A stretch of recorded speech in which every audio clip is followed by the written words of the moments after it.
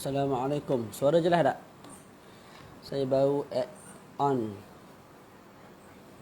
3 gig. Tak tahulah. Sangkut juga tak tahu. Jelas tak suara? Komen sikit. Bismillah. Cuba komen sikit.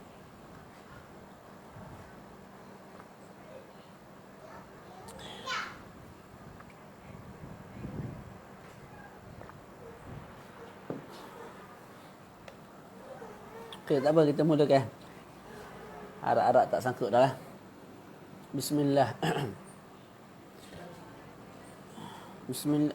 Kalau ada sangkut, kalau saya tak respon tu, cuba komen banyak sikit. 2-3 kali ke? Tak apa, insyaAllah tulang balik. Bismillahirrahmanirrahim. Alhamdulillah wassalatu wassalamu ala maulana Rasulillah wa ala alihi wa sahbihi ajma'in. Jadi kita dah sampai pada perbahasan furudul wusli. Fardu mandi.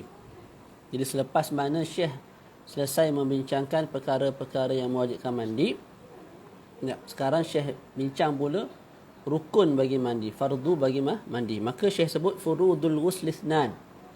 Fardu mandi itu ada 2.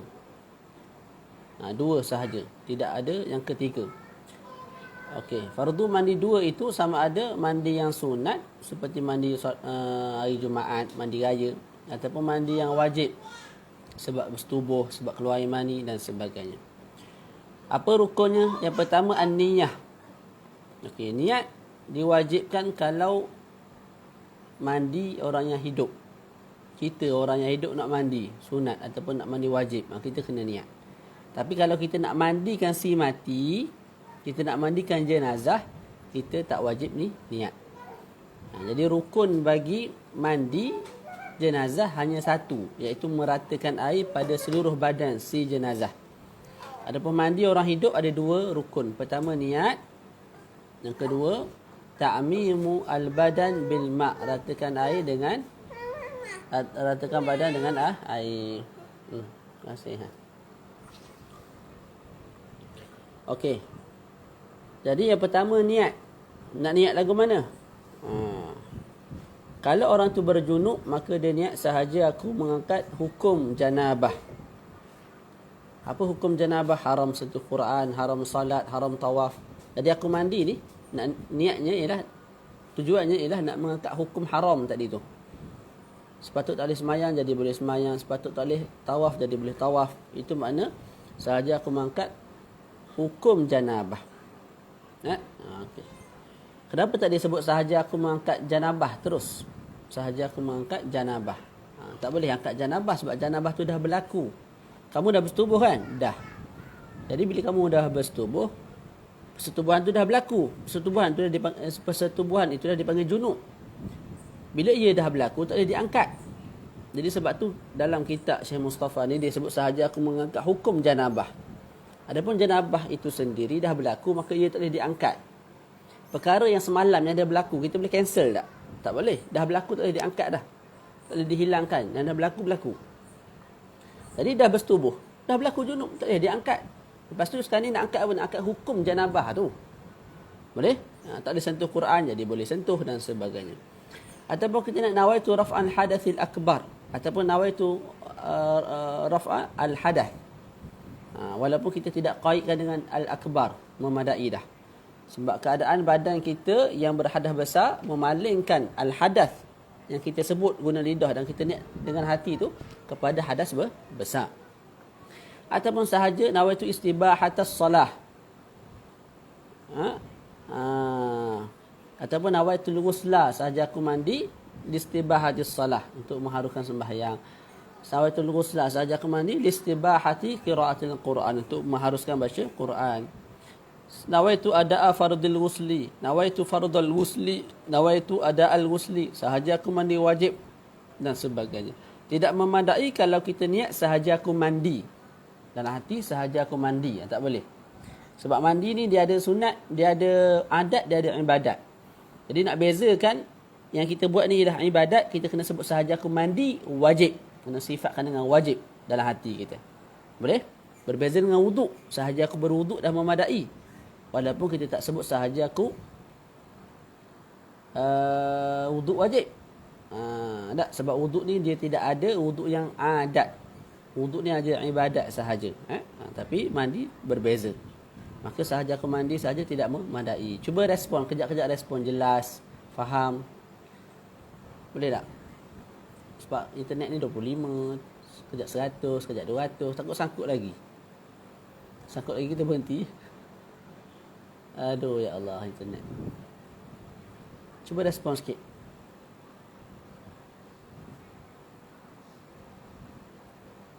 Allah mastur.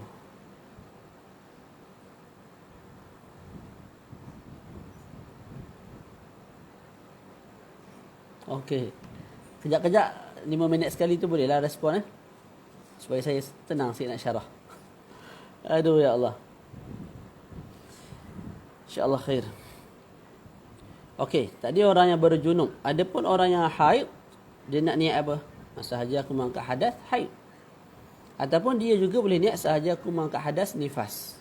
Ustaz dia haid, ya dia haid. Tapi nifas ini, sudut bahasa maknanya juga ialah haid. Haid sudut bahasa maknanya juga ialah nifas. Itu sudut bahasa. Jadi kalau orang tu haid, dia niat sahaja aku mengangkat hadas, nifas. Nifas yang diniatkan tu, dia niatkan pada sudut bahasa. Maka sah mandi dia. Tapi kalau dia niatkan nifas itu, ialah nifas pada sudut syarak, darah yang keluar selepas beranak tu, yang itu tidak sah. Sebab dia bermain dengan agama. Kamu hadas haid, kenapa niat nak mengangkat hadas nifas? Tak berlaku nifas pun kat kamu. Boleh? Kemudian ditulis dalam kitab Syekh Mustafa hafizahullah taala,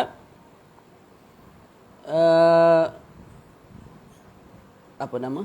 Kalau berhimpun 3, 4, 5 ikutlah berapa pun, mandi wajib pada seseorang. Contoh seorang perempuan dia haid. Dia ada juga pada diri dia hadas nifas, juga hadas janabah. Okey. Ketika dia mandi dia niat satu je, sahaja aku mengangkat hadas nifas, satu je. Dia tak niat 3-3. Dah memadai. Maknanya satu niat, satu mandi cover 3. Boleh? Itu kalau berhimpun 2-3 perkara yang mewajibkan dia mandi. Tapi kalau berhimpun pada seseorang itu mandi wajib dan mandi sunat. Contoh berjunub, tak sebab mana Jumaat bersama isteri, sunat. Lepas tu pagi Jumaat tu nak pergi sembahyang Jumaat, hari Jumaat nak pergi sembahyang Jumaat. Jadi berhimpun padanya apa? 2 mandilah. 2 tuntutan mandi. Pertama mandi wajib, yang kedua mandi sunat. Apakah hukumnya? Okey, kita sebut begini. Kalau dia niat dua-dua, sahaja aku mandi wajib dan juga mandi sunat. Sekali mandi je cover 2 benda.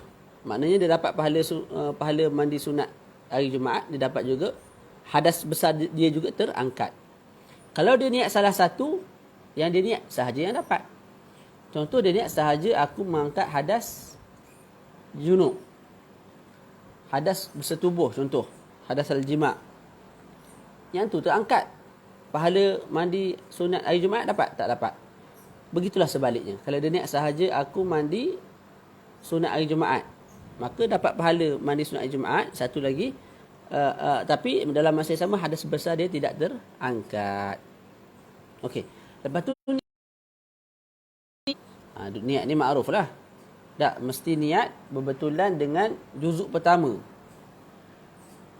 Anggota badan yang dibasuh. Ayat tu putus sikit. Gini cara dia, mudah je. Air tu bila semata-mata kena tubuh badan, sama ada muka ke kepala ke kaki ke, bila air tu kena tubuh badan, Allah mastur, Allah mastur. Ya Rab. Respon sikit. Okey. Jadi semata-mata air kena kat tubuh badan kita, kita niat sahaja aku mandi wajib. Boleh?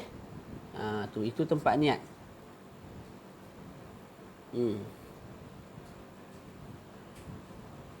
Okey, masalah yang terakhir disebut kat sini. Kalau seseorang tu berniat dengan benda yang tidak ada pada diri dia.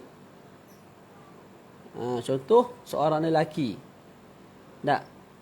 Lelaki ni tidak datang darah haid. Tak boleh berlaku mandi wajib kat atas diri dia. Sebab apa? Okay, sebab jimak. Sebab keluar air mani. Tak. Tapi ketika dia mandi, dia niat sahaja aku mengangkat hadas haid kerana Allah Ta'ala. Ketika dia mandi dia niat begitu. Sahaja aku mengangkat hadas haid kerana Allah Ta'ala. Cuba respon sikit. Respon. Fa in kana ghalitan, kalau dia niat tu dalam keadaan salah, tersilap, dia tak perasan, maka mandi wajib dia sah. Walaupun dia niat sahaja aku mengangkat hadas haid. Boleh? Kalau dia sengaja, maka tidak sah sebab dia bermain dengan agama. Okey, yang kedua, wa ta'mimul badani bil ma', ratakan zahir badan dengan air. Zahir badan ni sama ada bulu-buluan ataupun kulit dengan air yang bersih lah, air yang tahur mutlak. Jadi kalau air tu tak sampai walaupun kepada sebahagian rambut, satu helai rambut tu sebahagian daripada selai tu tak sampai air, tidak sah. Dia punya mandi wajib. Sekalipun lepas mandi wajib tu dicabut rambut yang tak dibasuh tu, tidak sah juga. Nak sah lagu mana? Kamu cabut rambut yang tak kena air tu, kamu kena basuh tapak dia tu. Kena basuh tapak bagi rambut tersebut. Jadi itulah. Kemudian kita kena pelihara lah badan kita daripada kulit sisik ikan, daripada kotoran-kotoran yang menghalang daripada sampainya air ke kulit lah. Okay, kalau dia mandi, lepas mandi baru perasan ada cat kat sini. Kalau dia mandi, lepas mandi baru perasan ada cat kat sini. Tak? Cara dia nak buat lagu mana? Mudah je, dia hilangkan cat tu dan dia kena basuh bahagian yang ada di bawah cat tu. Jadi tak perlulah ulang mandi daripada awal. Tak perlu. Buang saja contoh sisik ikan. Buang sisik ikan tu, basuh bawah sisik ikan tu, selesai dia punya mandi wajib. Jadi bila kita sebut wajib basuh zahir badan, maka terkeluar daripadanya batin badan. Tak wajib basuh dalam mata, tak wajib basuh. Dalam hidung tak wajib basuh, dalam mulut tak wajib basuh, dalam telinga tu, dalam betul tu tak wajib basuh. Boleh? Juga tak wajib berkomor, tak wajib masuk air dalam hidung. Orang perempuan yang ada tu, orang panggil apa? Sanggul. Hukum dia macam mana? Okey, macam ni. Kalau air boleh sampai ke seluruh rambut yang diikat yang dalam sanggul tu, tanpa kamu buka sanggul, maka tak wajib buka sanggul. Tapi kalau air tak boleh sampai ke rambut yang dilipat-lipat tu, yang ada di sanggul tu, tak, ketika itu kamu kena buka sanggul tu lah untuk sampaikan air ke situ. Kemudian wajib kita sampaikan air ke zahir ni. Ni, lubang-lubang ni wajib kita sampaikan air. Kalau hidung kita terpotong, tak? Terpotong. Bahagian yang terzahir tu wajib kita basuh juga. Walaupun asalnya batin, wajib basuh luar ni, tapi kalau luar dia terpotong, apa yang terzahir tu daripada daging tu, tu wajib dibasuh. Sebab dia dah ada sebagai anggota yang zahir. Begitu juga lubang-lubang yang ada pada anggota badan kita. Lagi mana tak sampai ke dalam daging. Kalau sampai ke dalam daging, tak wajiblah kita sembuh air sampai ke daging. Rosak daging tu, busuk nanti. Begitu juga wajib sampaikan air ke bawah kuluk bagi lelaki. Jadi kalau yang belum bersunat, kena tarik kuluk tu, kena basuh di bawah kuluk tersebut. Sebab kuluk ni wajib dibuang lah bagi mazhab Syafi'i. Kemudian wajib juga sampaikan air kepada tempat yang zahir, bahagian yang terzahir ketika mana perempuan sedang duduk bercangkung. Apa yang terzahir daripada kemaluan dia, itu juga kena basuh. Juga kena basuh masrubah. Sekejap-sekejap respon faham ke tak faham ke, jelas ke tak jelas. Masrubah ni punggung kita, kalau kita berdiri, dia ada juzuk bahagian lubang tu, dia termasuk ke dalam. Tapi kalau kita duduk bercangkung dan kita teran sikit, ada benda yang kalau kita berdiri dia masuk dalam, bila kita duduk dia terzahir keluar. Yang itu kita panggil masrubah. Jadi bila kita mandi, kita tak boleh sedut. Mandi dalam keadaan sedut. Kemudian kita basuh punggung. Sebab bimbang masrubah tu tak kena. Tak kena air. Jadi nak mandi macam mana dalam keadaan tenang? Steady. Biar masrubah tu terbuka dengan baik. Bahagian lubang punggung tu terbuka dengan baik. Jadi air boleh sampai ke tempat yang dianggap sebagai zahir. Selesai. Syurutul wusli. Syarat sah mandi. Syarat sah apa? Syarat sah mandi.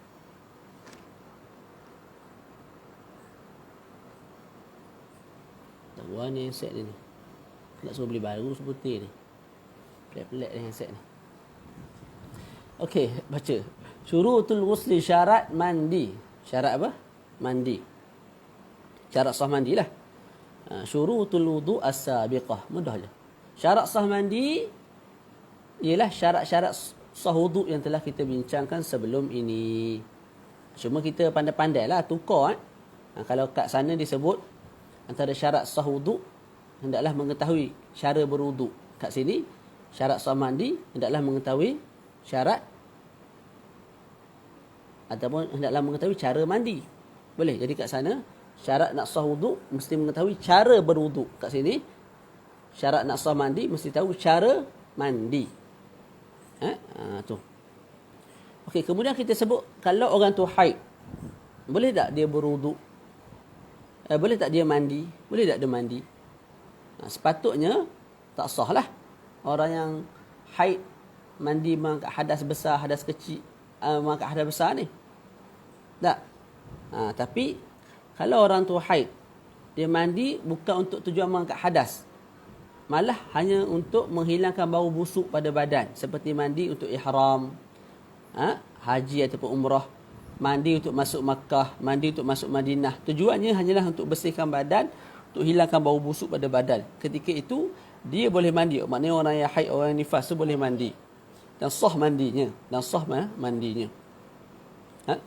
Okey, sebelum ini kita sebut antara syarat sah wudu yang kita sebut ianya juga syarat sah mandi ialah apa? Mesti Islam. Dikecualikan daripada syarat Islam itu ialah mandi seorang kitabiyah. Contoh saya kahwin dengan seorang kafir. Seorang perempuan yang kafirah yang cukup syarat lah. Saya kahwin dengan dia. Ataupun saya kahwin dengan orang gila. Sebagai contoh lah. Tak? Tu. Jadi, tak sesuai lah sebut saya orang lain. Contoh Ali. Ali kahwin dengan orang kafir. Tak? Ataupun Ali kahwin dengan perempuan gila. Jadi kalau perempuan gila ke tak gila ke kafir ke Islam, dia ada haid. Tengok haid tak boleh nak bersama. Tak? Lepas haid boleh bersama tak? Boleh. Tapi dengan syarat kena mandi dulu. Jadi perempuan ni kafir. Perempuan ni gila. Macam mana nak niat? Syarat nak sah niat mesti Islam. Syarat nak sah niat mesti tamyiz. Orang ni gila. Tak? Maka kita sebut orang kafir tu, tak? Yang berakal tu, orang kafir yang berakal tu dia boleh niat. Dan niat dia sah. Bila dia dah mandi, dia boleh bersama dengan suami dia. Jadi kita sebut mandi dia sah sebab nak memuliakan suami yang Islam, yang Muslim, bukan nak memuliakan dia yang kafir tu. Lepas tu orang gila, takkan orang gila nak niat, mana boleh. Kalau perempuan kafir tu dia berakal boleh ada niat. Jadi perempuan gila tu suami yang tolong niatkan untuk dia. Sahaja aku mandi wajib kan? Sahaja aku mandi wajib. Sahaja aku memandikan, kau nak sebut. Sahaja aku mandi wajib untuk isteri aku ni, yang gila ni. Lepas mandi tu bolehlah bersama. Okey, sunanul ghusli, sunat-sunat mandi. Sunat-sunat mandi. Kathiratun. Sunat-sunat mandi banyak. Sama ada mandi sunat ataupun mandi wajib, banyak sangat sunat-sunat mandinya. Sebagian ulama sebut sampai 40. Minha antaranya al-qiyam, berdiri, mandi dalam keadaan berdiri. Sekira-kira percikan air itu tak kembali balik kepada kita. Kalau kita duduk, percikan air yang jatuh kembali balik kepada kita. Kotor badan tu. Wastiqbalul qiblah, menghadap ke kiblat ketika mandi. Sebab kiblat ni jihah yang paling mulia. Tak? Kemudian, yang dalam syarah sebut, buang kotoran daripada badan. Sama ada kotoran tu bersih ataupun najis. Buang dulu kohok ke, kotoran-kotoran yang bersih yang ada pada badan kita buang dulu. Ataupun kotoran tu najis seperti air madhi, air wadi yang ada pada air kencing, tak? Kita buang dulu sebelum kita mandi. Seterusnya dalam syarah juga, bagi mereka yang mandi sebab keluar air mani, tak? Maka sebelum dia mandi wajib tu sunat dia kencing dulu. Sunat dia kencing untuk keluarkan saki baki air mani daripada majral baul. Kemudian masuk bantal balik. Wal wudu. Wudu dulu. Sebelum mandi, wudu dulu. Sebelum mandi apa? Wudu dahulu. Okey, kalau dia wuduk tengah-tengah mandi ataupun selepas daripada mandi, dapat dah aslus sunnah tu. Dapat dah aslus sunnah. Cuma kesempurnaan sunnah wuduk sebelum mandi lagi. Boleh? Okey, wuduk kita sebut wuduk tu sunat. Sunat bagi mandi wajib ataupun sunat bagi mandi sunat. Tak? Dan wuduk ialah satu perkara yang sunat kita lakukan, sama ada kita nak mandi wajib ataupun mandi sunat. Dan wuduk tu pula mestilah sempurna. Sempurna maknanya kita wuduk sampai basuh kaki, lepas tu barulah kita mandi. Ada pandangan sebut kamu berwuduk, basuh muka, basuh tangan, sapu kepala. Lepas tu kamu mandi, lepas mandi akhir sekali kamu baru basuh kaki. Jadi dia melambatkan basuh kaki. Itu pandangan lah. Yang muktamad, wuduk sempurna dulu. Mana basuh muka, basuh tangan, kepala dan kaki. Lepas tu barulah kamu start mandi. Okey, dalam wuduk tu nak niat apa? Dalam wuduk tu nak niat apa? Kalau seseorang itu berjunub, tak? Tapi dalam masa yang sama wuduk dia masih ada. Wuduk dia masih ada. Contohlah, orang tu duduk saja macam ni, keluar air mani. Orang tu duduk saja macam ni, dia ada wuduk. Lepas tu keluar air mani.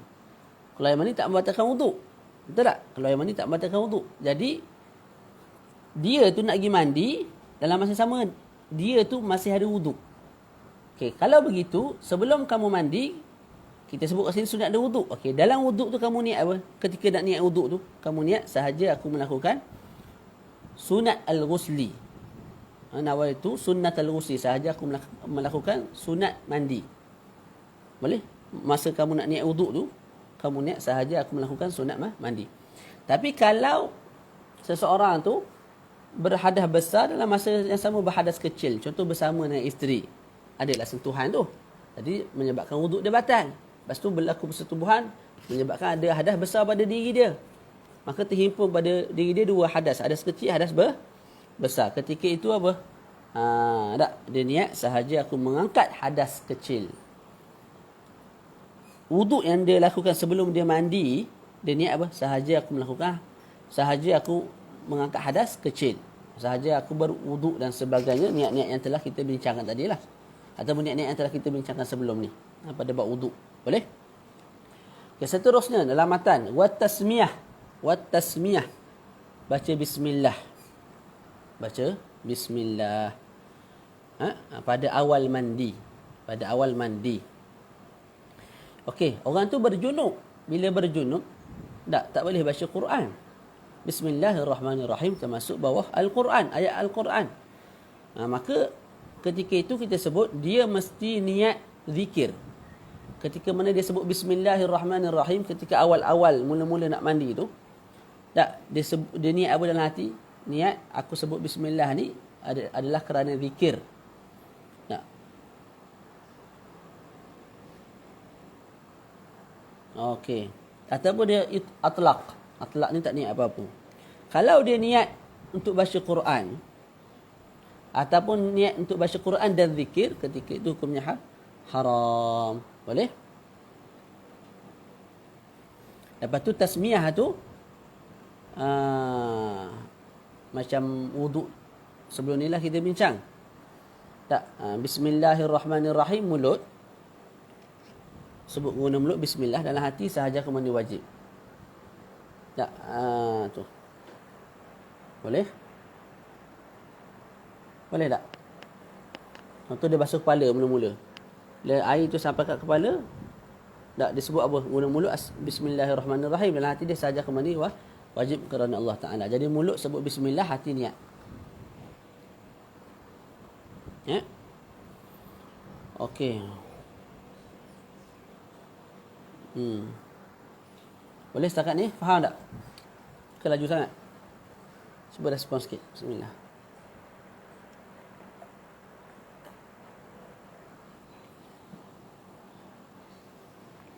Seterusnya wa ta'ahudul ma'atif. Ta'ahudul ma'atif ni Maksud dia apa? Kita bersungguh-sungguh basuh tempat-tempat yang apa, yang ada, yang duduk celah-celah, lepas tu yang ada bertingkat-tingkat tu, macam perut. Ada orang dia perut dia bertingkat-tingkat sebab gemuk sangat. Tak? Lepas tu ni bahagian telinga ni. Tak? Ni. Kan dia tu kan ada lekok-lekok tu lah. Lepas tu ni bahagian ni. Bahagian sok tumbuh tarik mata ni. Bahagian ni. Bahagian celah paha, punggung, pusat, celah ketiak. Tempat-tempat gitulah yang dimaksudkan dengan al-ma'atif tu. Ta'ahudu ni makna kita bersungguh-sungguh. Letak air banyak sikit kat situ. Boleh? Wadalku. Dalku ni makna kita ni gosok dengan tangan. Jadi kita mandi macam ni. Tak, air kata molek, okey. Sah dah. Cuma sunat kita gosok dengan tangan kita ni. Boleh? Tapi yang sampai lah, yang tak sampai tu lagu mana nak buat? Buat yang sekadar sampai lah, yang tak sampai tu kira balas lah. Kalau mandi di tandas dan bilik mandi modern sekarang disunatkan untuk tasmiyah tak Ustaz? Allahu'alam. Baca zikir dalam tandas ni hukum dia apa?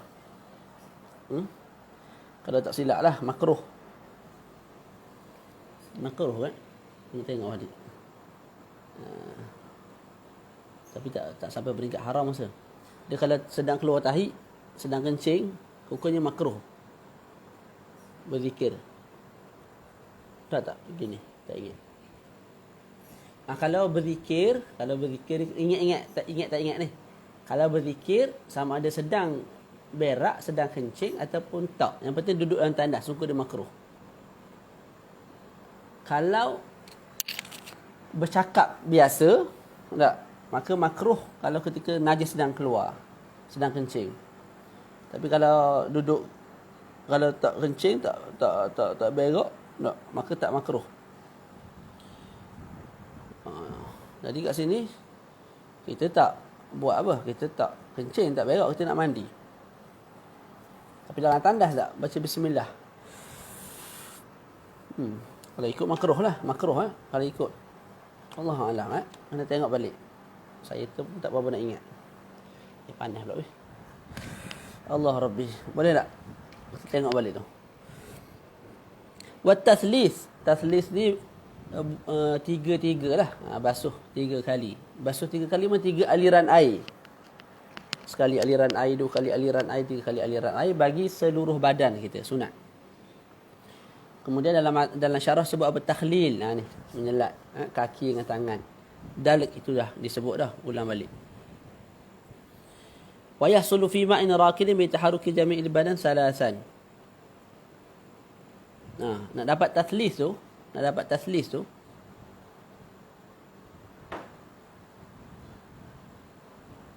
tak bukan ni. Wa minat taslis.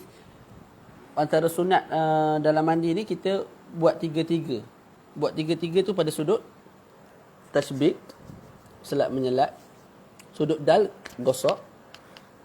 Okey, kalau kita duduk dalam air yang raqid, air yang bertakung, dah dapat dah pahala sunat.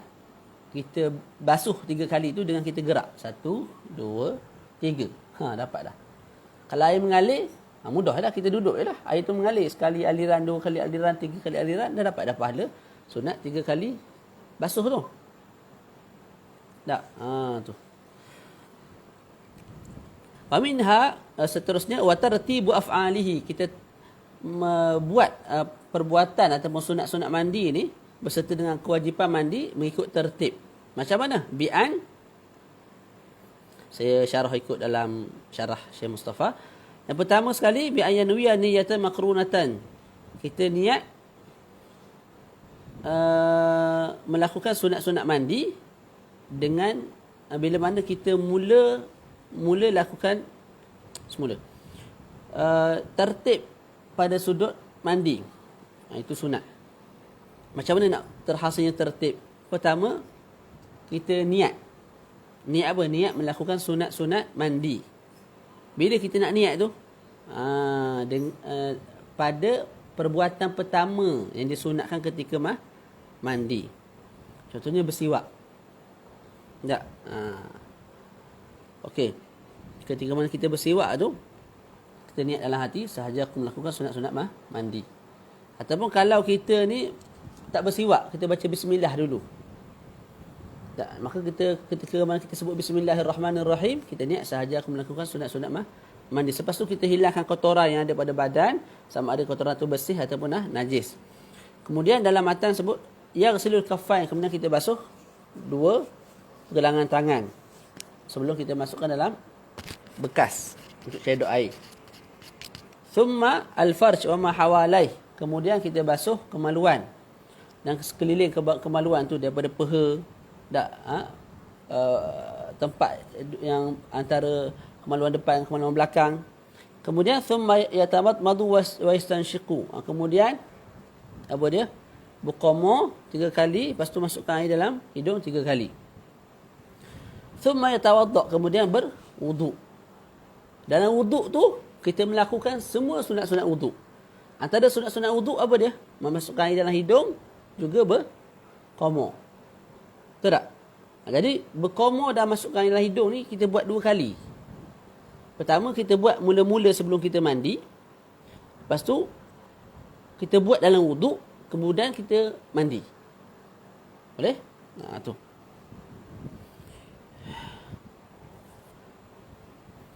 Berniat ketika siwak je Ustaz. Berniat ketika perbuatan pertama kita buat untuk perkara-perkara sunat. Perkara pertama yang kita buat untuk perkara sunat bagi mandi. Kalau kita tak apa tu, dia gini. Bismillahirrahmanirrahim tu, andai kata kalau kita tak buat perkara sunat, kalau andai kata kita tak buat perkara sunat mandi, kita tak buat langsung perkara-perkara sunat bagi mandi, mana kita mandi terus lah. Maka mula-mula mandi tu terus Bismillahirrahmanirrahim, dalam hati sahaja aku mandi wajib. Tak, okey, itu satu. Okay, sekarang ni kita nak buat perkara-perkara sunat dalam mandi. Apa perkara yang pertama kita buat? Kat sini sebut apa? Siwak. Jadi ketika siwak tu, dalam hati sahaja aku melakukan sunat-sunat mandi. Maknanya siwak aku ni termasuk bawah sunat-sunat mandi. Sebab apa kita kena niat dengan perbuatan pertama? Supaya kita dapat pahala lah. Siwak kita tu dapat pahala sunat. Sunat mandi. Boleh? Tu. Boleh? Okey. Thumma yata'ahadu al-ma'atif. Sebab kita berwuduk, kita basuh dulu apa? Tempat-tempat yang susah kena air itulah. Kemudian kita ambil tangan kita basahkan dan kita selat rambut kita ni. Supaya bila kita mandi nanti air mudah sampai ke seluruh rambut dan juga ke kulit rambut. Kemudian thumma yufidul ma' 'ala ar-ra's. Kemudian kita apa dia?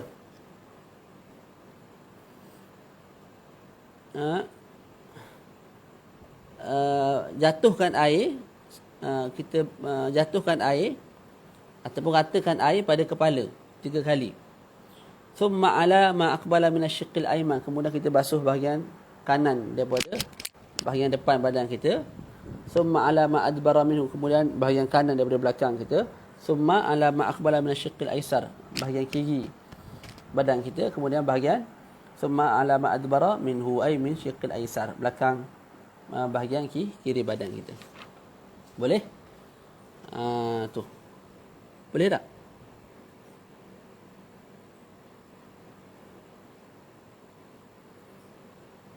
Okey, kita nak niat kat mana ni? Nak niat mandi wajib. Kalau tengok dalam kitab kita ni, sampai summa yatawadda. Summa yatawadda tu masih sunat tu. Masih sunat-sunat wuduk kita lakukan. Tak? Okey. Summa yata'ahad al-ma'atif. Summa yata'ahad al-ma'atif.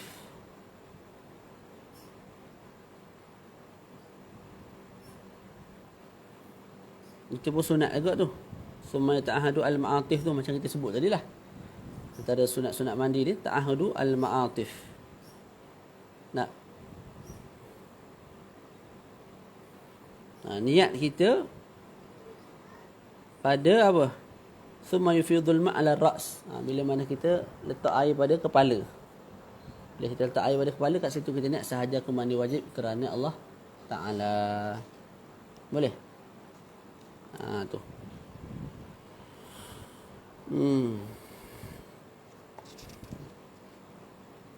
Ada apa lagi tinggal?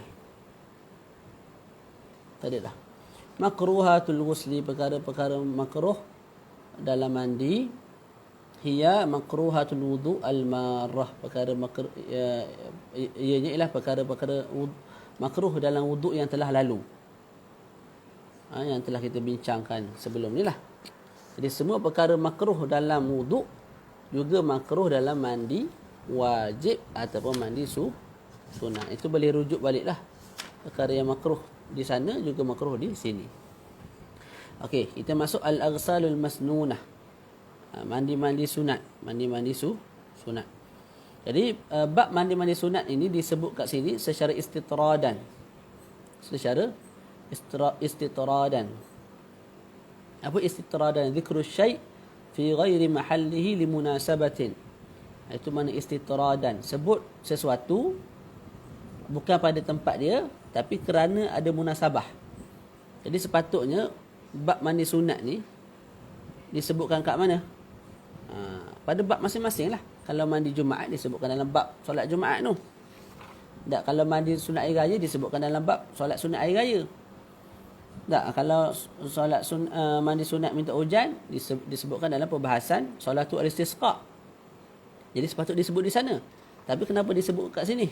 Disebut kat sini li munasabah, kerana ada munasabah. Munasabah apa?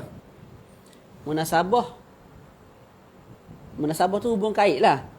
Jadi mandi-mandi sunat berkait rapat dengan perbahasan kita hari ni. Perkara yang mewajibkan mandi, syarat-syarat sah mandi, perkara-perkara sunat ketika mana mandi. Tak? Itulah munasabahnya. Jadi ala-ala sebut bab mandi-mandi ni terus kita sebut sunat, mandi-mandi sunat. Boleh? Okey.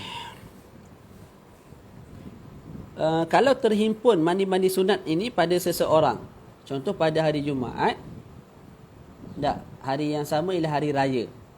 Jadi sunat bagi seseorang tu mandi apa? Mandi sunat hari raya juga mandi sunat hari Jumaat. Tak, mandi sunat Jumaat. Okey, kita sebut kalau dia mandi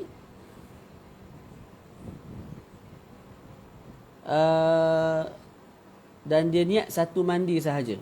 Maknanya dia niat sahaja aku mandi sunat hari raya. Tak?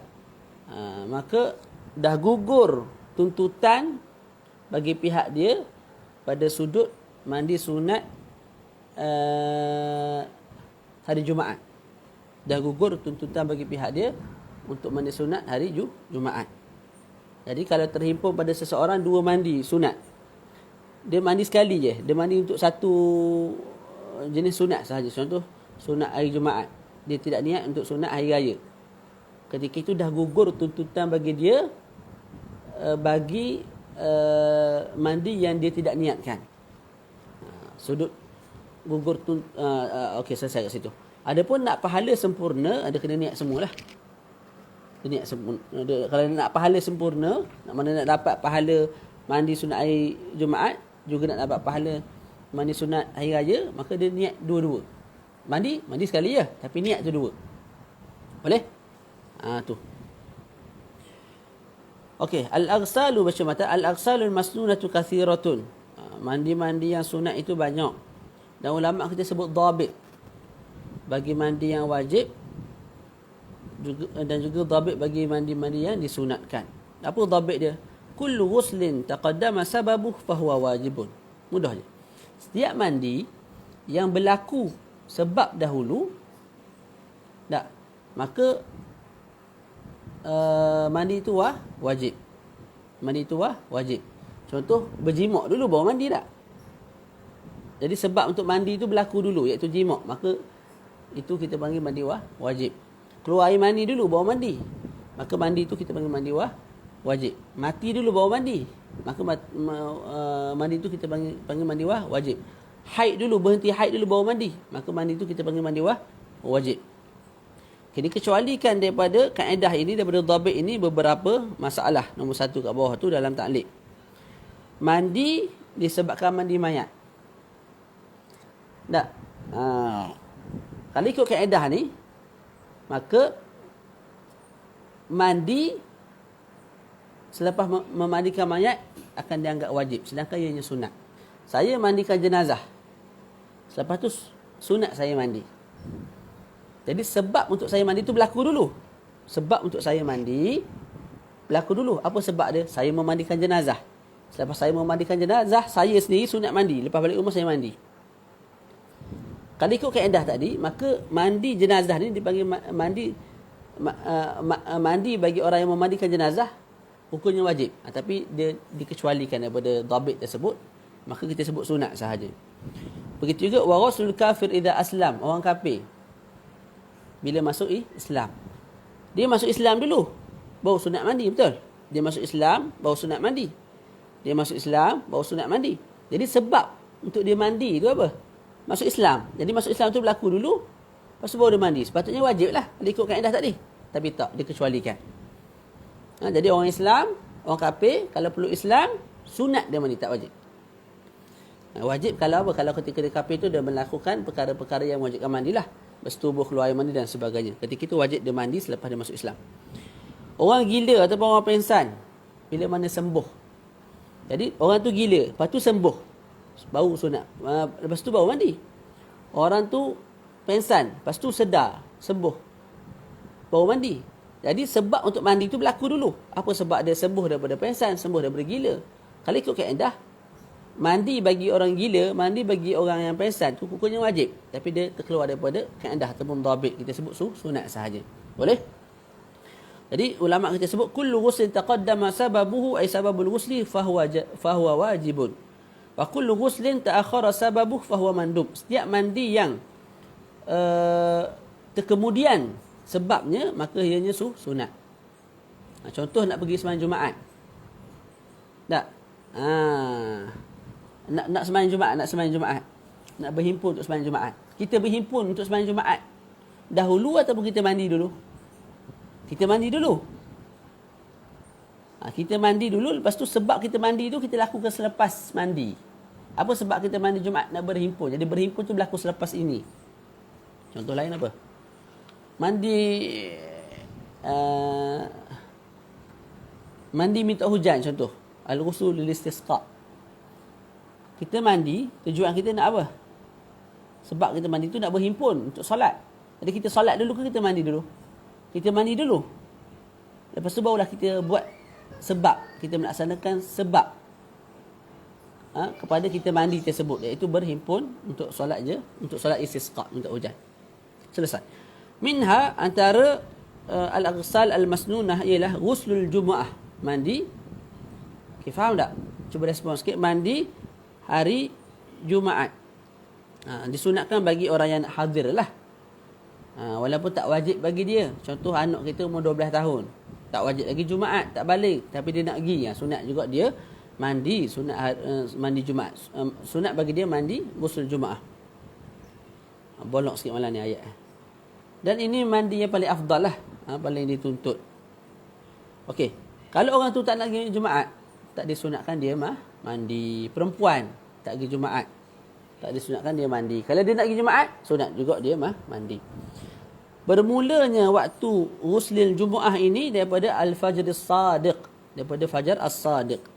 Cuma kita mandi ketika hampir-hampir nak pergi Jumaat, itu lebih afdal. Contoh kita nak pergi pukul 10, pukul 9 tu mandi, lagi comel. Kita nak pergi pukul 1, pukul 12.30 tu mandi, lagi molek, lagi comel. Boleh? Sebab apa? Sebab kalau kita mandi awal, badan kita cepat berbau, lepas tu kita pergi masjid.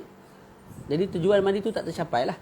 Tapi kalau kita mandi lambat, badan tak sempat berbau, kita berkumpul dengan orang ramai di masjid. Jadi taklah berbau busuk badan kita. Okey tak ayat saya tu? Dia macam putar. Boleh tak? Tapi rasa jadi fahamilah insya-Allah. Okey, bila berakhirnya sunat mandi Jumaat ni? Tidak berakhir melainkan bila kita dah kecewa untuk solat Jumaat. Bila kita kecewa untuk solat Jumaat? Dengan salam. Bila imam sebut Assalamualaikum warahmatullahi, imam sebut lagu tu, ketika itu berakhirlah tuntutan untuk kita mandi sunat Jumaat. Boleh? Makruh kalau kita tinggal mandi ini tanpa uzur.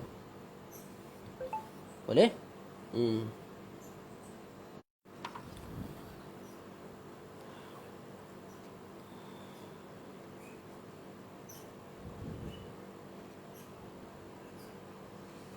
Terus kita bacalah. Wa ghuslul idain. Seterusnya mandi apa? Mandi sunat 2 hari raya. Disunatkan bagi mereka yang nak hadir sahaja. Tak. Disunatkan bagi orang yang nak hadir sembahyang Jumaat, sembahyang hari raya ataupun tak. Sebab mandi sunat hari raya ni untuk hari itu sendiri, bukan untuk solat. Untuk hari. Jadi semua orang masuk pada hari tu, pada hari raya tu. Semua orang berada pada hari raya tu. Jadi semua orang dituntut untuk mandi. Sama ada dah balik ataupun budak kecil. Jadi anak kita mandikan dia. Kita sunat mandikan dia. Kalau yang belum balik lah. Kalau yang baby betul. Kalau anak-anak kita yang besar sikit tu, kita suruh lah dia mandi. Tak. Sunat juga bagi hamba, bagi orang yang merdeka. Walaupun orang yang haid, orang yang nifas juga disunatkan. Sebab tujuan mandi ni untuk zinah, untuk berhias, comel, molek pada hari raya. Masuk waktu mandi hari raya ialah dengan berlalunya separuh malam. Jadi kalau malam tu 12 jam ataupun 12 jam, maka bila masuknya 6 jam yang kedua dah masuknya waktu mandi sunat hari raya. Kalau mandi sebelum tu, mana mandi pada separuh pertama malam, ketika itu tidak sah mandi dia. Kalau dia niat sengaja pisah mandi sebelum masuk waktu, tak. Kalau dia sengaja pisah mandi sebelum masuk waktu, hukumnya haram. Bermain dengan agama lah. Satu. Yang keduanya sebab dia buat ibadat yang fasidah, yang rosak. Tak boleh. Kita tak ada wuduk, kita sembahyang. Hukum sembahyang itu berdosa. Sebab kita buat ibadah yang fasidah, yang rosak secara sengaja. Okay, yang afdalnya kita mandi selepas subuh lah. Selepas subuh baru kita mandi. Okay, bila keluarnya waktu mandi ni? Bila mana habisnya hari raya. Maknanya bila terbenam matahari hari raya pertama, barulah habisnya waktu mandi hari raya ni. Jadi kalau tak mandi awal, petang pasar tu boleh mandi sebelum maghrib. Seterusnya ghuslu ghasilil mayit. Mandi bagi orang yang memandikan mayat. Ghasil tu isim fa'il. Mandi bagi orang yang memandikan si mayat. Contoh saya memandikan si mayat, sama ada mayat tu orang Islam ke kafir ke, saya sunat mandi selepas saya memandikan mayat tersebut. Perempuan yang haid mandikan jenazah, perempuan yang haid tu sunat juga mandi selepas dia memandikan jenazah tersebut.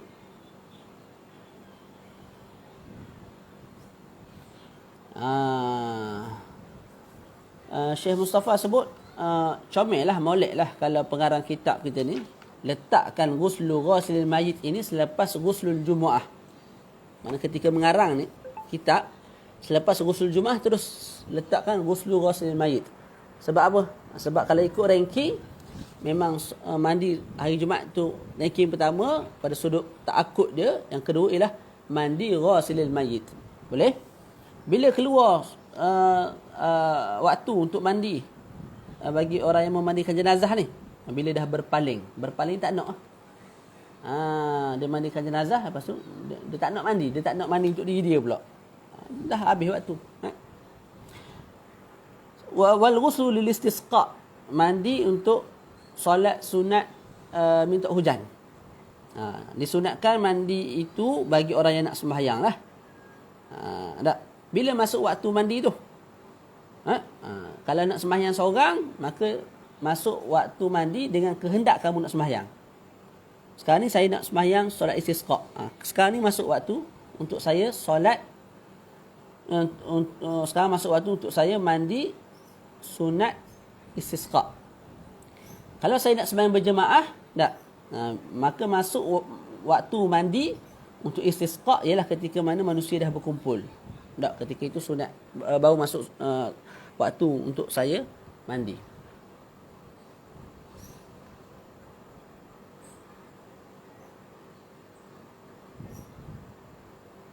Ustaz boleh ulang ke waktu start mandi raya dan perbahasan jika dia tak hadir solat raya? Mandi raya masuk separuh masa kedua daripada malam.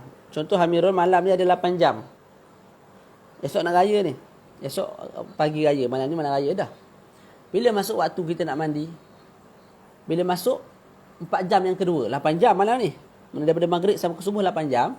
Jadi bila masuk 4 jam yang kedua, tak, itu dah masuknya waktu untuk mandi hari raya. Manakala kita mandi awal, lepas maghrib mandi dah. Dia kata raya dah maghrib. Jadi dia mandi terus. Tak dapat pahala. Kalau dia sengaja mandi, dia tahu hukumnya haram. Mandi kata sebelum masuk waktu, hukumnya berdosa lah. Okey. Lepas tu apa tu? Perbahasan jika dia tak hadir solat raya. Jadi solat hari raya ni disunatkan bagi semua orang. Ustaz Amirul. Sebab tujuan mandi hari raya ni untuk tazayun, untuk berhias-hias, untuk bagi badan kita tak berbau.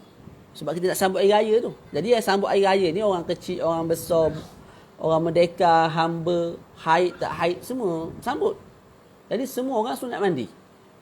Kalau sembahyang Jumaat, disunatkan bagi orang yang sembahyang Jumaat sahaja.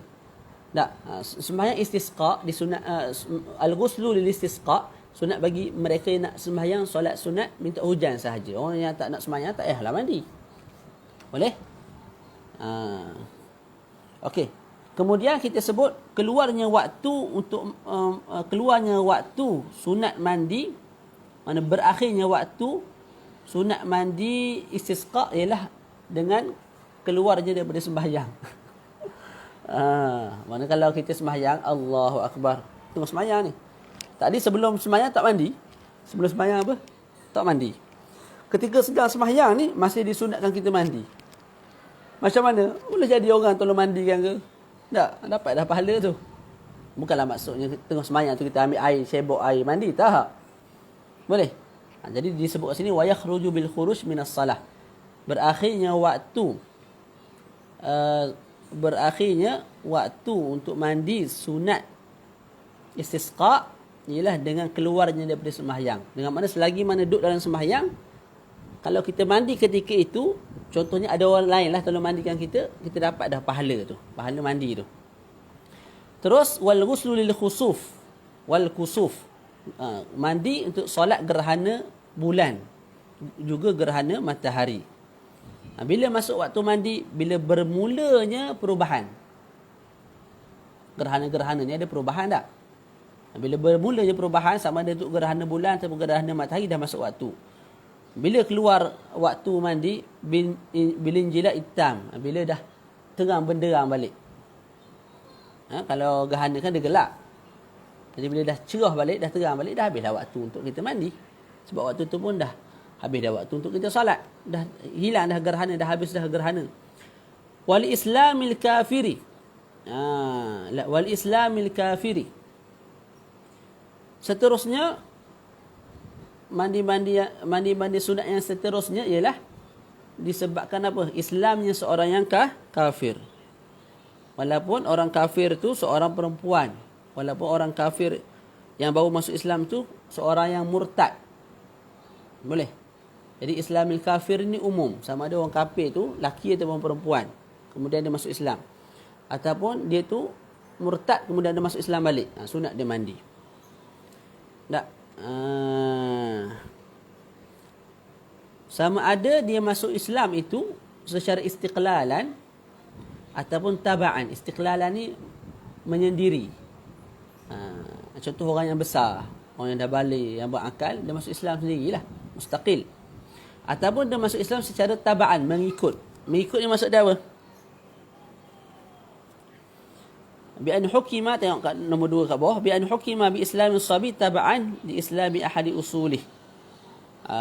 Dengan contohnya dengan sekira-kira dihukumkan Islamnya seorang budak kecil sebab taba'an, mengikut kepada Islamnya salah satu daripada usulnya.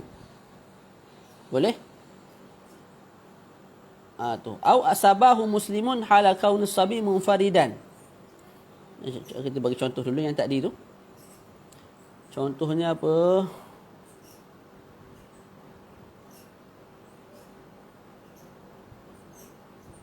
Contoh nak buat lagu mana? Contohlah kita jumpa budak kecil tepi jalan ke lagu mana.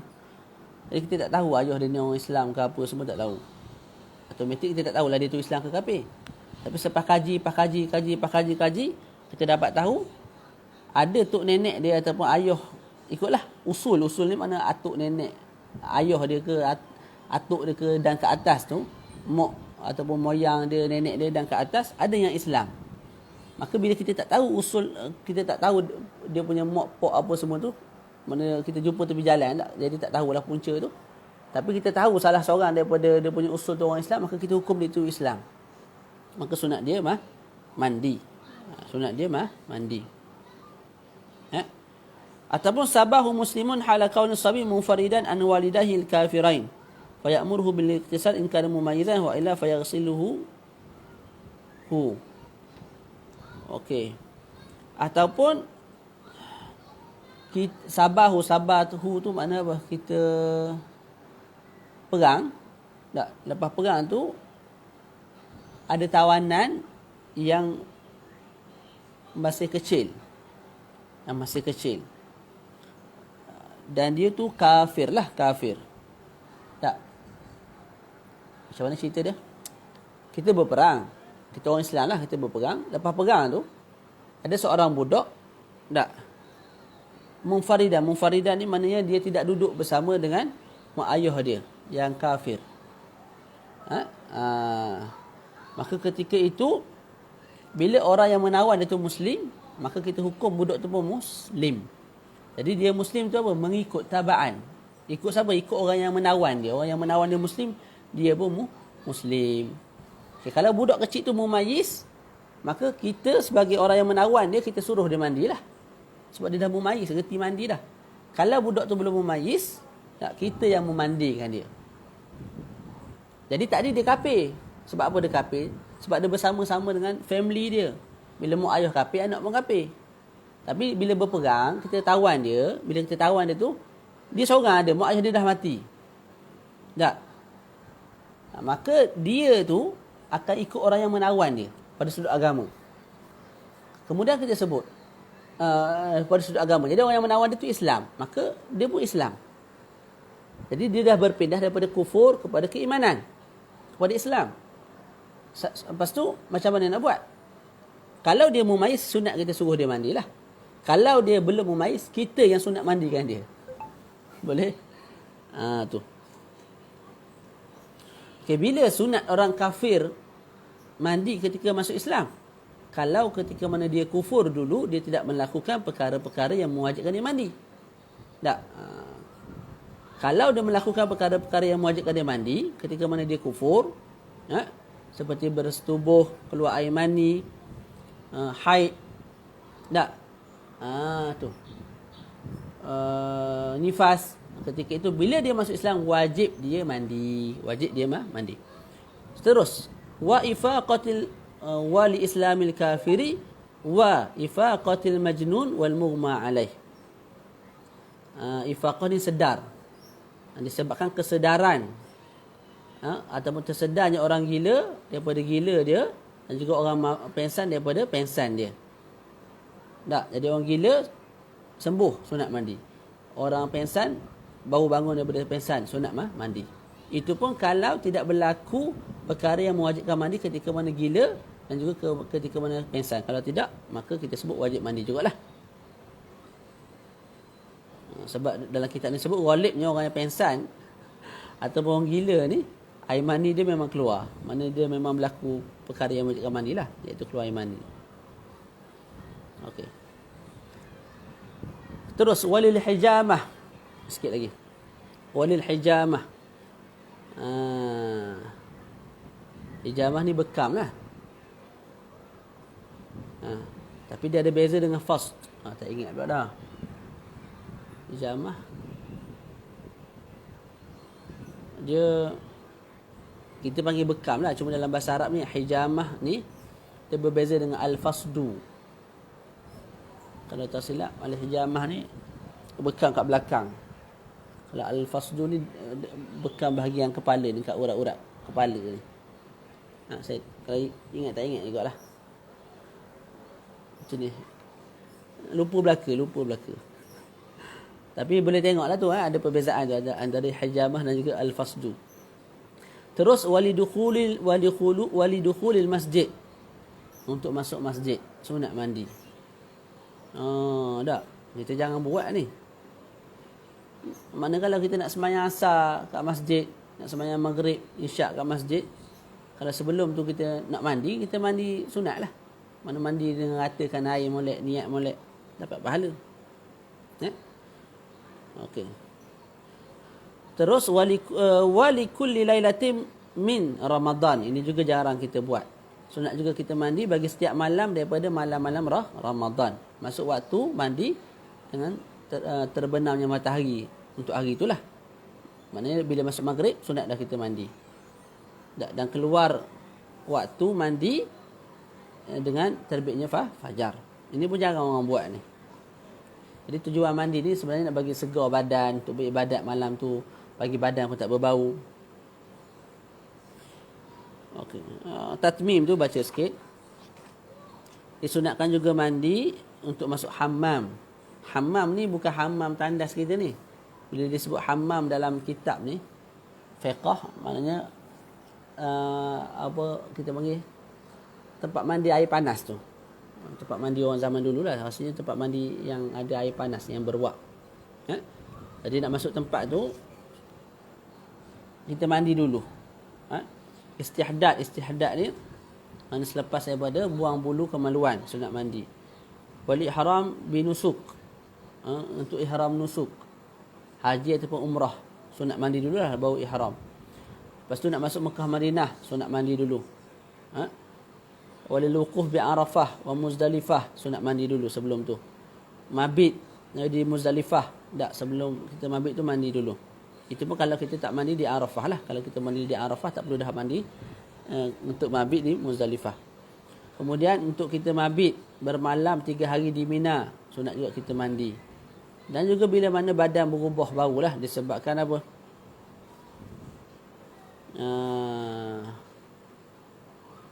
Peluh.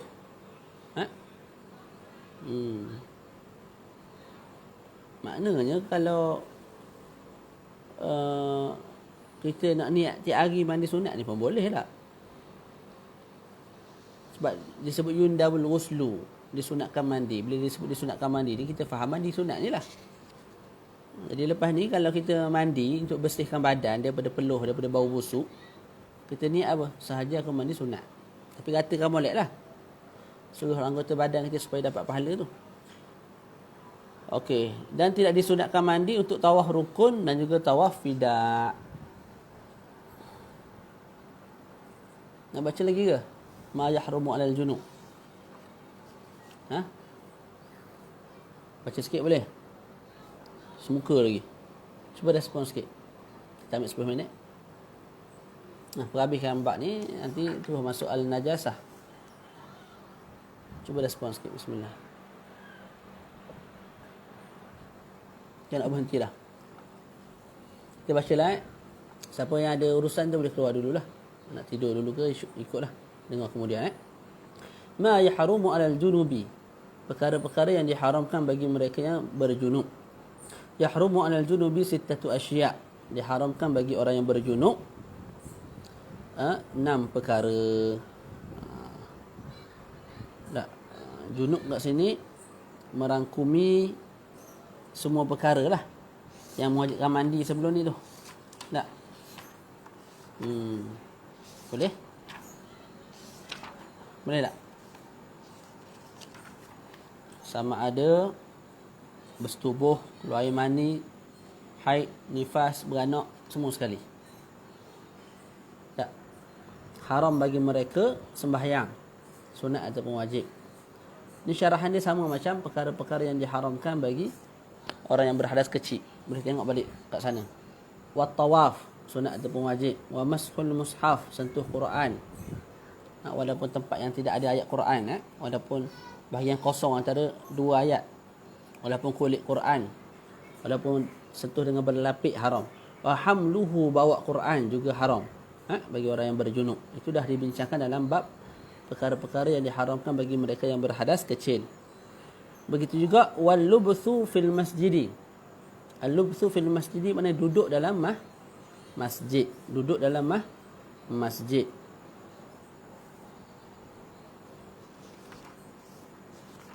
Boleh? Sekejap.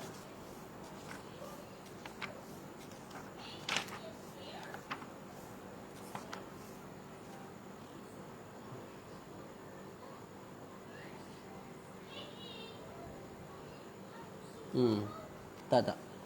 Kat sini perkara yang diharamkan bagi berjunub ni tidak termasuk apa? Dia termasuk juga sebenarnya, tapi dalam kitab ni dia asingkan perkara yang diharamkan bagi orang yang berhadas kecil, lepas tu perkara yang diharamkan bagi orang yang berjunub. Berjunub mana bersetubuh keluar air mani. Tak. Lepas tu nanti dibincangkan pula perkara yang diharamkan bagi mereka yang haid dan nifas. Tapi sebenarnya perkara yang diharamkan bagi orang yang berhadas kecil, semua sekali itu diharamkan bagi orang yang berjunub. Kemudian semua perkara yang diharamkan bagi orang yang berjunub diharamkan bagi orang yang haid dan nifas. Jadi dia ada tadakhul, tadakhul. Semuanya kalau diikutkan, perkara yang diharamkan bagi orang yang berhadas kecil lagi sedikitlah berbanding perkara yang diharamkan bagi orang yang berjunub.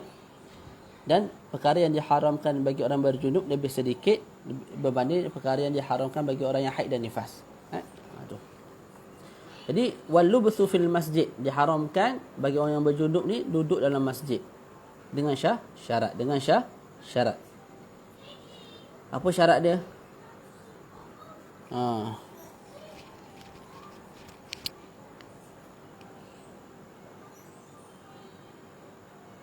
Mana?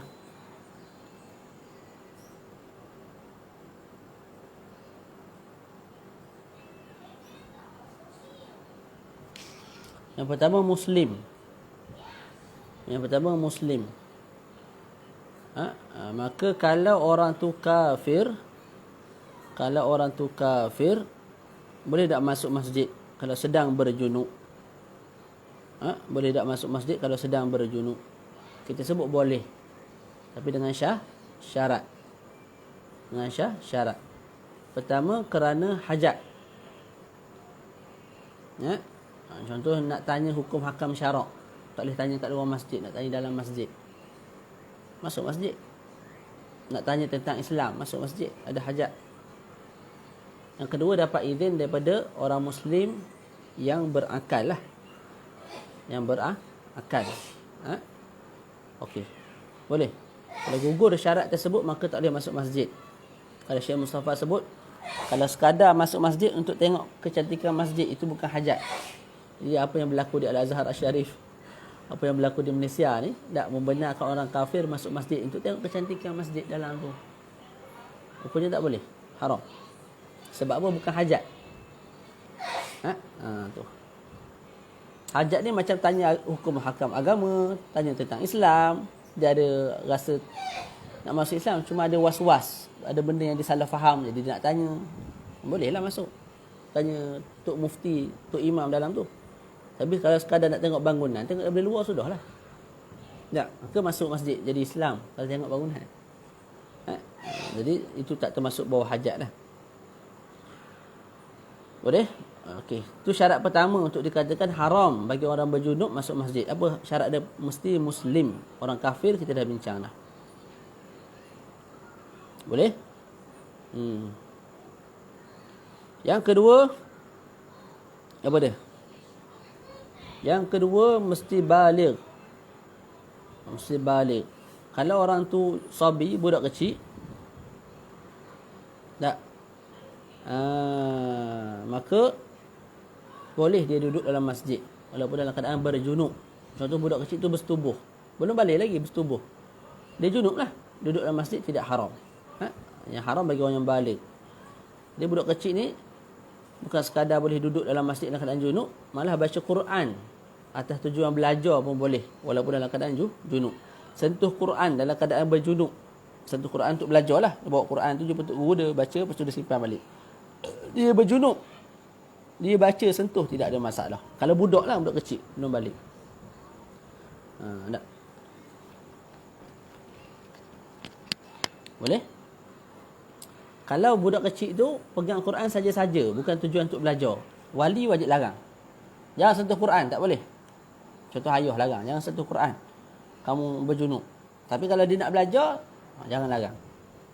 Kalau kita larang juga, akhir sekali budak tu berbenci. Tak nak mengaji dah. Tu. Jadi berhadah kecil ke berhadah besar ke budak, dia boleh sentuh Quran, boleh baca Quran. Okey, syarat ketiga untuk dikatakan haram, mesti orang yang duduk dalam masjid tu bukan Nabi. Adapun Nabi, antara khususiat Nabi, khasais Nabi, boleh duduk dalam masjid dalam keadaan apa? Junub. Seperti mana boleh baca Quran dalam keadaan junub. Begitu juga Nabi-Nabi yang lain lah. Bukan sekadar untuk Nabi Muhammad sallallahu alaihi wasallam. Boleh? Syarat yang keempat untuk dikatakan haram,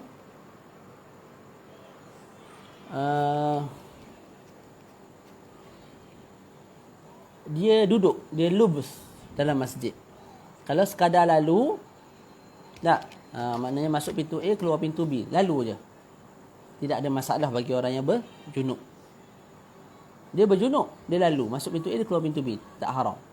Tapi kalau mukus, duduk, tak, walaupun kurang daripada qadar atau maknina, kurang daripada qadar subhanallah, hukumnya haram. Boleh? Okay, itu syarat ke berapa tu? Keempat. Syarat yang kelima, nak dikatakan haram duduk dalam masjid bila tidak ada darurah. Kalau ada darurah, contoh dia duduk dalam masjid, tak bermalam di masjid, qiyamul lail, nak qiyamul lail pagi esok. Tak, bangun pukul 4 pagi, seluar basah, keluar air mani, mimpi. Jadi dia nak mandilah, nak mandi, nak keluar masjid, masjid ditutup. Takkan nak pecah pintu masjid tu, nak pecah cermin masjid. Jadi duduk dalam masjid dalam keadaan berjunub, maka tidak ada masalah lah. Sebab apa? Lidarurah. Nanti bila dibuka pintu masjid, yang keluar cepat-cepat pergi ambil wudu, pergi mandi wajib. Antara darurat juga ialah di luar masjid ada perkara-perkara yang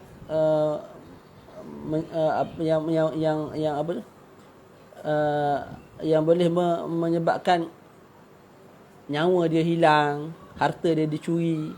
Tak. Ketika itu juga dia dibenarkan duduk dalam masjid walaupun dalam keadaan berjunub. Okay, kalau ada tempat mandi dalam masjid, maka mandilah dalam masjid tu. Boleh? Okey.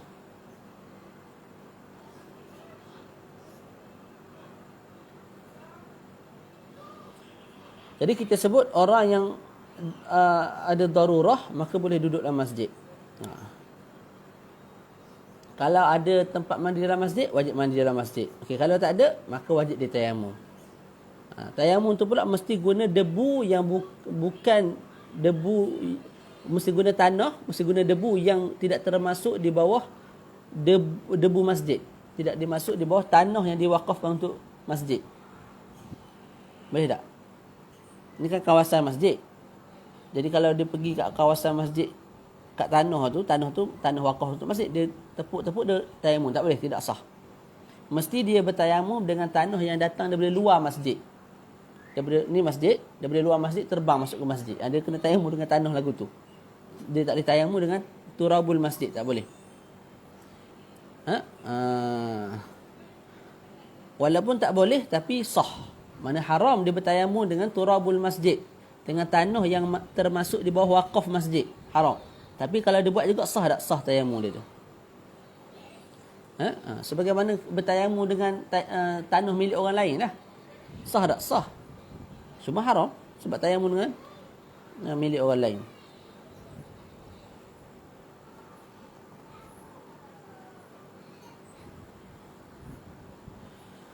Okey, terus. Perkara yang diharamkan, perkara yang ke bawah tu, 2, 3, 4, 5. Yang keenam, yang terakhir adalah qiraatul Quran biqasdil qiraah. Qiraatul Quran diharamkan bagi orang yang berjunub membaca Quran walaupun sebahagian ayat. Tapi haram tu biqasdil qiraah, dengan niat untuk baca Quran. Baca Quran. Walaupun digabungkan dengan niat selain daripada baca Quran. Contoh niat dia nak baca Quran dan juga untuk berzikir, haram. Okey, apa makna Jadi kalau seseorang tu baca Quran tapi niat dia lain. Baca tu sebut dengan mulut lah, tu maksud baca. Tapi niat dia lantunkan ayat Quran guna mulut tu, niat dia bukan nak baca Quran, niat dia nak berzikir dan sebagainya. Itu tidak ada masalah.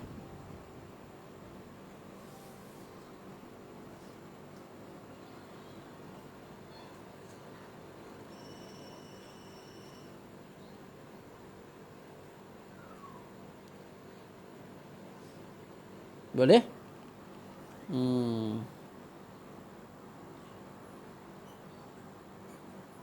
Sekejap.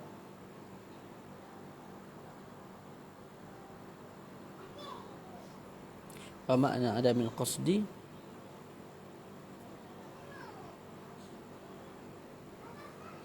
An yaqsida bil qur'a at-ta'am.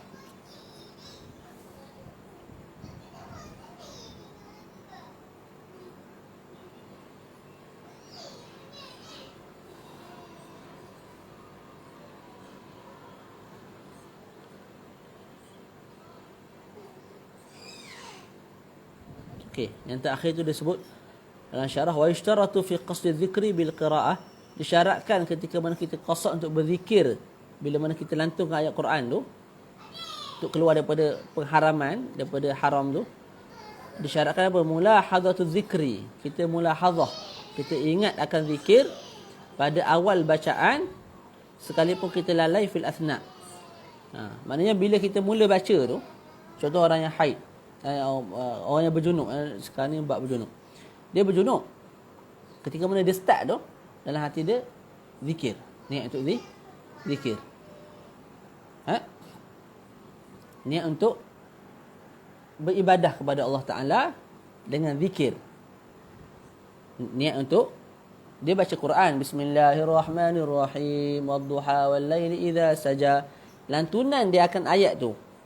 Bila mula-mula dia lantunkan ayat tu dalam hati dia, aku niat lantunkan ayat ini ialah untuk apa dia? At-ta'abbud, beribadah kepada Allah Ta'ala. Kerana apa? Allah Ta'ala menuntut daripada aku beribadah kepadanya dengan zikir-zikir. Antara zikir-zikir yang disyariatkan kepada aku, Subhanallah, Alhamdulillah, wa la ilaha illallah, Allahu Akbar. Selain itu ialah wadduha, wal laili idza saja. Itu juga zikir yang dituntut untuk aku berzikir kepada Allah Ta'ala. Boleh? Jadi maksud seseorang tu, dia lantunkan ayat Quran tapi bukan niat untuk baca Quran. Maksud dia ialah dia berniat untuk beribadat kepada Allah Ta'ala dengan zikir-zikir yang disyariatkan oleh Allah Ta'ala kepada diri dia. Apa zikir yang disyariatkan oleh Allah Ta'ala kepada diri dia? Banyak. Subhanallah, la ilaha illallah, Allahu Akbar. Tak. Masya Allah, kan wa ma lam yasha' lam yakun, subhanallah wa bihamdih. Antaranya ialah seluruh ayat Quran tu. Itu juga zikir-zikir yang dituntut untuk dia sentiasa baca. Jadi dia baca, dia lantunkan daripada awal surah Fatihah sampai surah An-Nas 30 juzuk. Dengan niat apa? Dengan niat beribadat dengan zikir-zikir. Boleh? Bukan niat untuk membaca Quran. Itu maksud apa? Itu maksud membaca Quran tapi bukan dengan niat baca Quran, malah dengan niat zikir. Dan macam kita sebut tadi, mesti bila mula-mula start baca Quran, dalam hati aku baca ni adalah untuk zikir. Allah Ta'ala tuntut aku untuk berzikir. Tak, zikir itu banyak. Kalau saya buat ayat tu untuk pada faham. Antara zikirnya ialah ayat Al-Fatihah, Al-Baqarah. Itu semua zikir. Dalam zikir tu ada apa? Ada hukum hakam, ada peringatan kepada diri aku, ada kisah-kisah para Rasul dan sebagainya. Boleh? Tu. Wallahu ta'ala a'la wa a'lamu bis-shawab. InsyaAllah nanti kita akan sambung an-najasatu wa aqsamun najasati dan seterusnya insya-Allah taala. Sebelah juga. Ada soalan? Cukup sekadar tu. Ada soalan tak? Kalau ada soalan.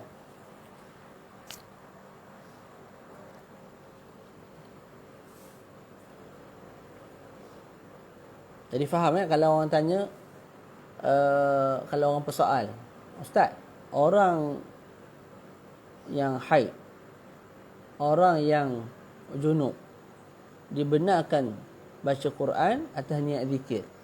Soalan saya, Ustaz, bukankah dia tu baca Quran tu? Ustaz sebut kalau baca Quran dengan niat baca Quran tak boleh. Tapi kalau baca Quran dengan niat zikir boleh. Soalan saya, dia niat zikir ke tak niat zikir ke? Dia niat zikir ke ataupun dia tak niat zikir ke, dia akan baca. Kita sebut betul, memang dia akan baca. Cuma niat tadi itulah yang membezakan. Ada orang niat nak baca Quran. Ada orang niat dia lantunkan ayat Quran tu daripada awal surah Al-Fatihah sampai akhir surah An-Nas 30 juzuk tu dengan niat apa? Dengan niat zikir. Sebab memang manusia ni dituntut untuk beribadah kepada Allah Ta'ala dengan pelbagai ibadah. Sembahyang, tawaf, baca Quran, dan lepas tu berzikir. Zikir tu pula banyak jenis. Ada zikir yang berbentuk subhanallah, alhamdulillah, apa semua tu. Ada juga zikir yang berbentuk ayat Quran ni. Yang dalam dia ada kisah-kisah para rasul, ada mawa'iz, ada ahkam dan sebagainya. Boleh? Okey, selesai kat situ. Wassallallahu ala sayyidina Muhammad wa ala alihi wa sahbihi wa barak wasallam. Alhamdulillahirabbil alamin.